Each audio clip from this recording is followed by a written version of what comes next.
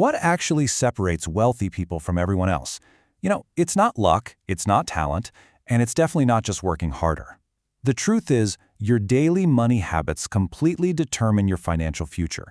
Today, I am going to reveal 5 habits that keep most people broke, and more importantly, exactly how you can avoid them. Welcome to Nordic Wealth. If you want to build wealth, master your money, and achieve financial freedom, hit subscribe now. Let's dive right in. Today, we are unpacking some truly fascinating research from Skybound Wealth, the SEC, and the landmark study, The Millionaire Next Door. We're answering a pretty tough question. Why do high earners go broke? We've all heard people say, oh, if I just make enough money, everything else will magically take care of itself, right? But Skybound Wealth actually points out that even business owners and executives making 6 or 7 figures often find themselves living paycheck to paycheck. The core of the problem here is a massive illusion. There's a fundamental difference between living rich and actually building wealth. Living rich? Well, that's highly visible. It's the luxury car on the driveway, the lavish holidays on Instagram. It is literally spending tomorrow's dollars today. Building wealth, on the other hand, is mostly invisible. It means ensuring your underlying assets are growing at a faster pace than your income. Think about it. If your high income disappeared tomorrow, how long could you honestly maintain your lifestyle? Okay, let's look at our agenda for today. 1. The high income trap. 2. Defense, budgeting, and debt. 3. The math of compounding. 4. Consistent and boring investing. And 5. Wealth over social status. Section 1. The high income trap. So, the first wealth-killing habit is living beyond your means. Many people earn more every year, but they also just spend more. It's called lifestyle inflation. Instead of investing that extra cash, they upgrade their car, their phone, their whole lifestyle. Closely related to this is habit number 4, depending on a single income source. When you scale up your life to match one high salary, you develop what Skywaved Wealth calls active income dependency. Relying on a single paycheck increases your financial risk tremendously. You are literally one mistake or one emergency away from instability. The fix? You need to develop additional income streams over time. Things like freelancing, digital products, or a side business that fits your specific skills. To fully fix that habit of living beyond your means, we have to look at the reality of true wealth. A massive 20-year study of over 1,000 millionaires revealed some pretty shocking truths. Over 80% of them are first-generation wealth. They didn't inherit a dime. They tend to live in totally unremarkable middle-class neighborhoods and actively avoid outward appearances of wealth. Their fix for overspending is so incredibly simple. Save first, spend what's left, and avoid unnecessary upgrades. They focus completely on accumulation, not on spending. Moving on to Section 2. Defense, budgeting, and debt. Now, you literally can't take a journey without knowing your starting point. The SEC advises creating a simple net worth statement to build your defense.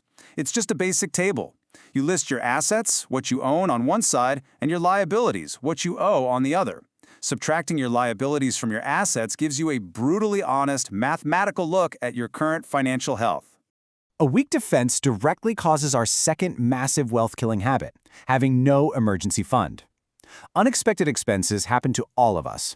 Without savings, people almost always rely on high-interest debt to bail themselves out. The fix here? Pay yourself first.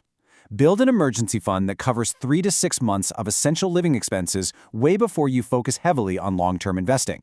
Treat this like it is your absolute most important monthly bill. Once you have that buffer in place, you execute these steps. First, make a clear financial plan.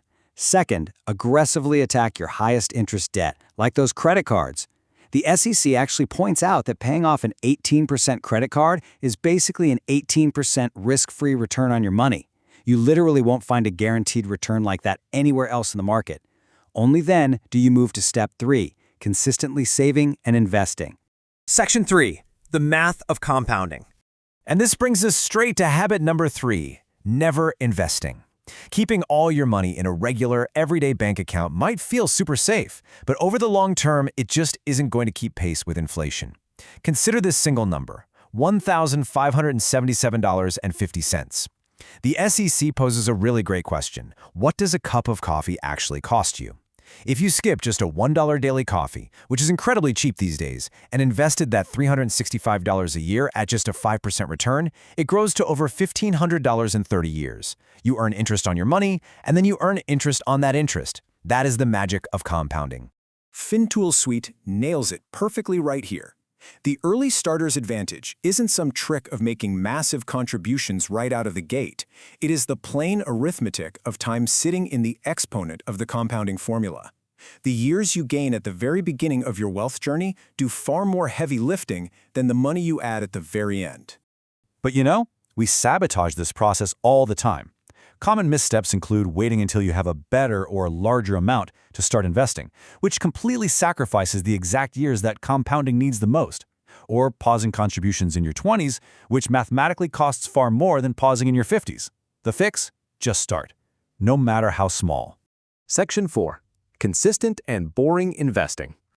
To truly fix the habit of never investing, you need to learn about diversified investing, things like broad market index funds or ETFs, and actually understand the risks before jumping in. As the SEC defines it, investing simply means putting your money to work by buying ownership in something that you hope increases in value over time. Your money essentially becomes your hardest working employee. Let's look at how this builds into a brilliant metaphor from Evergreen Financial Group. They compare investing to a crock pot and trading to a microwave. Trading can yield really fast, short-term returns, kind of like nuking a frozen burrito, but it's highly volatile. Investing is slow cooking. It takes patience. It takes serious discipline.